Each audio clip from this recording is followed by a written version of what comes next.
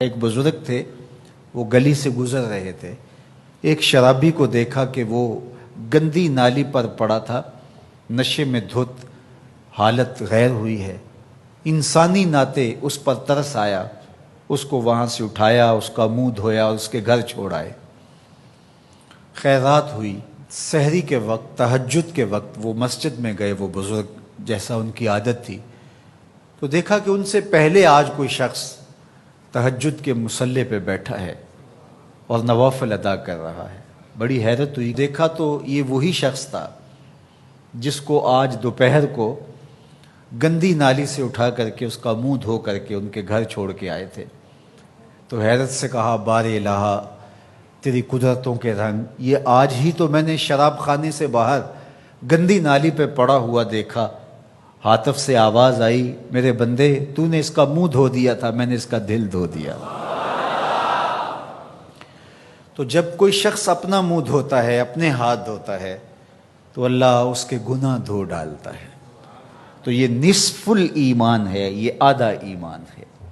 ہمارے دین نے ہمیں صفائی کا، ستھرائی کا، پاکیزگی کا، عفت کا، پاک دامنی کا حکم دیا ہے۔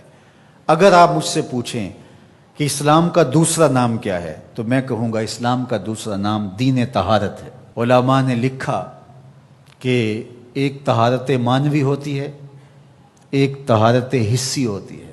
ہمارا دین متقاضی ہے اس بات کا کہ ہمارا دل شرک سے، کفر سے پاک ہو، ہمارا دماغ غرور سے، تکبر سے، اور ہمارا عمل ریا سے، ہمارا دل تصنع سے، بناوٹ سے، حقد، کینے اور بغض اور نفرتوں سے پاک ہو۔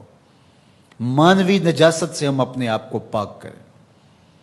اسی طرح ہم ہر طرح کے حدث سے اپنے آپ کو پاک کریں، حد سے اصغر ہو یا حد سے اکبر ہو۔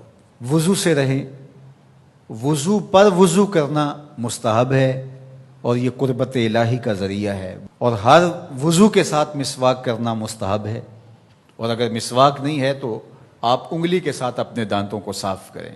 غسل واجب ہو وہ تو کرنا ہی کرنا ہے، لیکن روزانہ کی بنیاد پہ صفائی حاصل کرنے کے لیے غسل کیا جائے، مستحب ہے۔ نماز کے لیے آپ کے لباس کا صاف ہونا بھی شرط ہے، آپ کے جسم کا پاک ہونا بھی شرط ہے، حد سے اکبر اور حد سے اصغر سے پاک ہونا بھی شرط ہے، اور جہاں کھڑے ہو کے نماز پڑھ رہے ہیں اس جگہ کا پاک ہونا بھی شرط ہے۔ مجھے بتائیے کوئی ایسا پاکیزہ دین آپ نے دیکھا ہے؟ اس سے بڑھ کر کیا کہ جب تم اس دنیا سے رخصت ہونے لگے اور تمہارے بدن کو مٹی کے سپرد کرنے لگے، اور وہ بدن مٹی کھا جائے گی، لیکن کہا کہ اس کو بھی ذرا غسل دے کے بھیجو، اس کو چٹے لباس کا کفن دے کے بھیجو۔ یہ وہاں پیش ہو رہا ہے تو پاکیزہ بدن کے ساتھ۔ تو یہ ہمارا دین ہے جو ہمیں صفائی کا، ستھرائی کا حکم دیتا ہے۔ اپنے ماحول کو پاک رکھیں، ماحول کو ستھرا رکھیں۔ دنیا کے اوپر بسنے والی قومیں جب ترقی کی راہوں پہ گامزن ہوتی ہیں تو وہ ان چیزوں کا بہت خیال رکھتی ہیں۔ ہم جب ترقی کی راہوں پہ گامزن تھے تو اس وقت ہماری ستھرائی کی، ہماری پاکیزگی کی، ہماری عفت کی مثالیں دی جاتی تھیں۔ جب پیرس کی گلیوں میں کیچڑ تھا، بغداد عروس البلاد کہلاتا ہے۔ آج مسلم دنیا کے شہروں کی کہانی دیکھ لیجئے، کہا جاتا ہے فلاں ایشیا کا گندہ ترین شہر ہے، فلاں دنیا کا گندہ ترین شہر ہے۔ اپنے اطراف میں پھیلی ہوئی گندگیاں دیکھیے، گھر سے شاپر میں گندگی ڈال کر کے اپنے ہی گھر کے دروازے پہ پھینک کے ہم سمجھتے ہیں ہم نے گھر کی صفائی کر لی، وہی پھر پاؤں سے، گاڑی کے ٹائروں سے لگ کے پھر ہمارے اندر جا رہا ہوتا ہے۔ ہمارے دین نے تو ہمیں یہ کہا، اگر کوئی راستے میں گری پڑی چیز کو جو گزرنے والوں کے لیے رکاوٹ بنے، اس کو اٹھا کے ہم پھینک دیں تو یہ جنت کے راستے کی ضمانت بن جاتی ہے۔ اور ہم نے 8 فٹ کی گلی میں 3 فٹ کی تھڑی پکی ڈال دی، ہم نے جنریٹر باہر لگا دیا، ہم نے گھر کی موٹر باہر لگا دی۔ اگر ہمارے گھر کے پاس کوئی خالی پلاٹ موجود ہے تو وہ گندگی کا ڈھیر بن گیا ہے۔ گھروں کے اندر ہزاروں اخراجات ہیں لوگوں کے، 20، 25، 30 ہزار روپیہ ماہانہ خرچہ تو عام گھر کا ہے، لیکن جو عمرا ہیں 2، 4 لاکھ روپے اب ان کا ماہانہ خرچہ ہے۔ تو جہاں اتنا خرچہ ہر بندہ اپنے گھر میں کر رہا ہے، تو صرف 1 ہزار روپیہ ڈال کر کے اپنی گلی کی صفائی کا اہتمام نہیں کر سکتا؟ اپنے چھوٹے سے محلے کی صفائی کا اہتمام نہیں کر سکتا؟ اگر وہ کر لے تو 1,000 روپے اس کو بجلی کا بل بچ جائے. وہ جو روز دھوتا ہے اپنے گھر کو اور یہی گندگی پاؤں سے لگ کے اندر جا رہی ہوتی ہے، اگر محلہ صاف ہوگا تو یہ نہیں جائے گی. اس کا اپنا فائدہ ہے، اس کا 1,000 روپیہ پھر بھی بچ جائے گا. لیکن ہم اس کو کرنے کے لیے تیار نہیں. اپنے گھر کو صاف کر لیا اور باہر گندگی ڈال دی، اور دوسرے نے بھی اپنے گھر کو صاف کر لیا، باہر گندگی ڈال دی.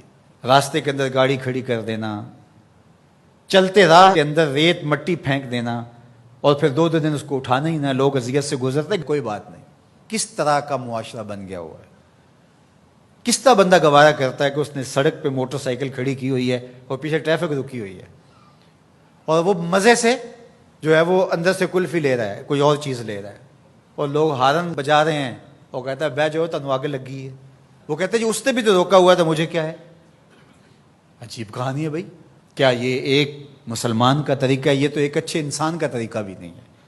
مسلمان تو اس سے اوپر والے درجے کا شخص ہوتا ہے. اچھا انسان ہونا بہت بڑی بات ہے، اچھا مسلمان ہونا تو اس سے بڑی بات ہے. تو ہم سوچیں کہ جو ہمارے تیور، لچھن، طرز زندگی، انداز معاشرت ہے، وہ ایک اچھے مسلمان ہونے کی تو دور کی بات، اچھے انسان ہونے کی بھی نہیں ہے. تو ہمارا دین صفائی کا دین ہے، ہمارا دین پاکیزگی کا دین ہے. ماحول کی پاکیزگی سے لے کر ذات کی پاکیزگی تک، ظاہری پاکیزگی سے لے کے باطنی پاکیزگی تک، خیالوں کی پاکیزگی سے لے کے سوچوں کی پاکیزگی تک، طرز زندگی کی پاکیزگی سے لے کر انداز معاشرت کی پاکیزگی تک، ایک صالح، پاکیزہ، خوبصورت اور ستھرا معاشرہ تشکیل دینے کے لیے مجھے اور آپ کو کردار ادا کرنا چاہیے، اور ہمیں اپنے حصے کا کام کرنا چاہیے.